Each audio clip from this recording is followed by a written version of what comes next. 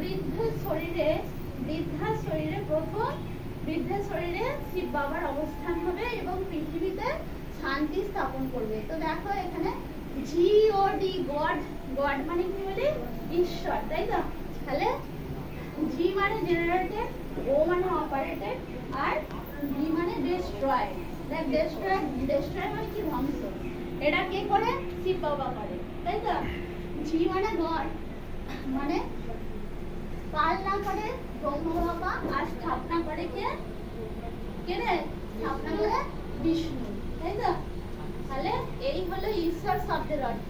এখানে দেখো কি বলছে, मैं हूं না। এখানে বলছে দেখো, এই যে শিব বাবার অবতরণ হয়েছে, এই অবতরণ ভূমিতে দেখো বলছে मैं हूं না। मैं कौन हूं? मैं आत्मा हूं। মেনলি তোরা যে এত জিনিস দেখলি এখানে, দেখ এর উদ্যোক্তা হচ্ছে এই দাদি দিদিরা। এখানকার উদ্যোক্তা কারা হচ্ছে? এই দাদি দিদিরা। দেখ এদের প্রতিষ্ঠাটা হয় বসে এইদিকে সরে বলছি না, এইদিকে চলে। তাহলে এদের যে এই প্রাধান্য 147টা দেশে যে এনাদের প্রাধান্য বিকেদের কিভাবে হয়েছে? শুধু মানুষের প্রতি ভালোবাসা, প্রেম এবং দয়া ভাব, কারো প্রতি হিংসা নয়, তাই তো? দেখো কারো প্রতি হিংসা নয় কেমন ভাবে বলবে? সংসার জীবনে এটা করতেই হবে, করতে হয় না। সাময়িকভাবে আমি কাউকে হয়তো বললাম, কারোর ওপর হয়তো আমি বললাম যে এটা করো না, এটা করা উচিত নয়, হ্যাঁ এরকম বললাম, তোমাদের হয়তো রাগ হলো, কিন্তু দেখবে যারা যোগ চর্চা করে তারা কোনোদিন কোনো একটা মানুষের প্রতি দীর্ঘ সময় ধরে রাগ করে থাকে না, কারণ তারা ওটা সাময়িক তাকে শিক্ষা দেওয়ার জন্য করে।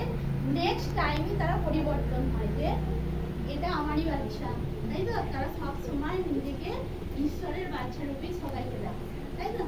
তাহলে এইভাবে তোমাদেরকেও সব মানুষকে কি করতে হবে? আপন করতে হবে। কিন্তু কিছু কলিযুগের মানুষের নিজেরা দেখবি গরম দেবে, বলবে ওরা বোকা বলে তাই সবার সাথে কথা বলে, ওরা বোকা বলে তাই নিজে যেছে এরকম করে। হ্যাঁ, বোকামি নয়, এটা হচ্ছে সিস্টেম। যে করছে সে ছোট নয়, যারা অহংকার করছে তারা ছোট হচ্ছে, তাই তো? এটা ভাববে। তো এই হলো আমাদের শিব বাবার জ্ঞান, যেটা আমরা মুরলি পাঠ করি প্রত্যেকদিন। এই ব্রহ্ম বাবার শরীরে এই শিব বাবার অবস্থান হয়েছিল এবং ইনি প্রত্যেকটা মানুষকে এই সুশিক্ষা দিয়ে একটা ভালো প্রতিষ্ঠান করেছিলেন বলে তাই ইনি এত।